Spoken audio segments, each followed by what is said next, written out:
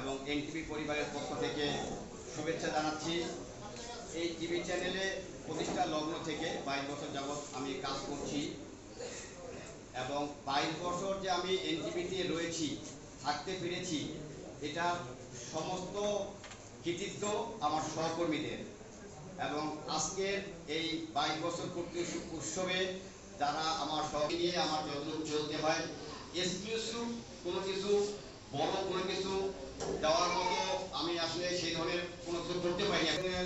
সাবেক সাধারণ সম্পাদক, আমাদের ঠাকুরগাঁ প্রেস ক্লাবের সহ সাধারণ সম্পাদক, দৈনিক ইত্তেফাকের জেলা প্রতিনিধি তানভীর হাসান তানু।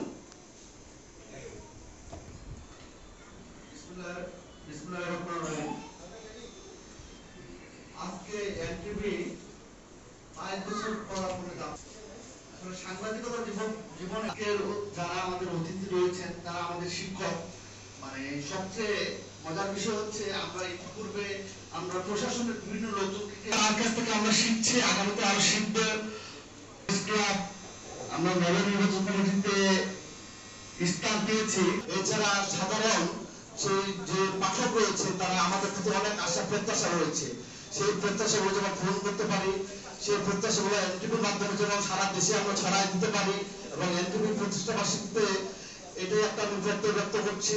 এছাড়া আমাদের যে সভাপতি রয়েছেন তিনি সাংবাদিক সমাজের জন্য বৃহৎভাবে কাজ করে যাচ্ছেন, আগামীতে কাজ করবেন, এটাই আমার প্রত্যাশা। এবং আমরা সাংবাদিকরা যেন ঐক্যবদ্ধ থাকতে পারি, যেমন আমাদের সাংবাদিকদের পেছনে যেমন স্বচ্ছতার প্রমাণ পেয়ে যাচ্ছে।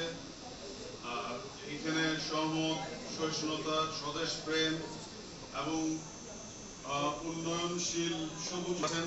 সবাইকে সালাম জানিয়ে এবং প্রেস ক্লাবের পক্ষ থেকে, প্রেস ক্লাবের নতুন কমিটির পক্ষ থেকে অভিবাদন জানিয়ে আমি আমার সংক্ষিপ্ত বক্তব্য শেষ করছি। ধন্যবাদ। ধন্যবাদ সম্রাট।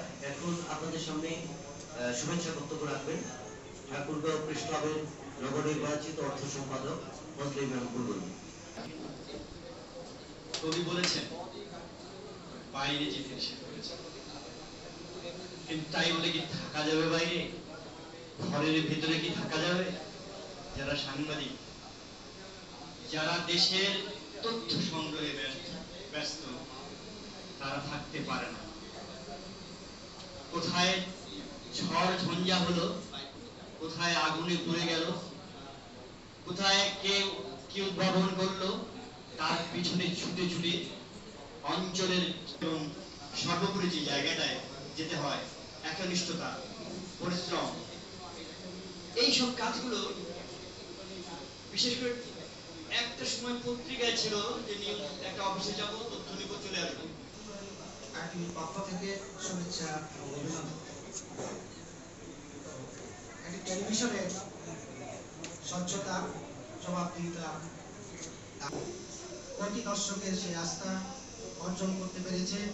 এই জন্য আজকের দিনে আমি এনটিভি পরিবারকে শুভেচ্ছা। 10 নম্বর ওয়ার্ড ঠাকুরগাঁও পৌরসভা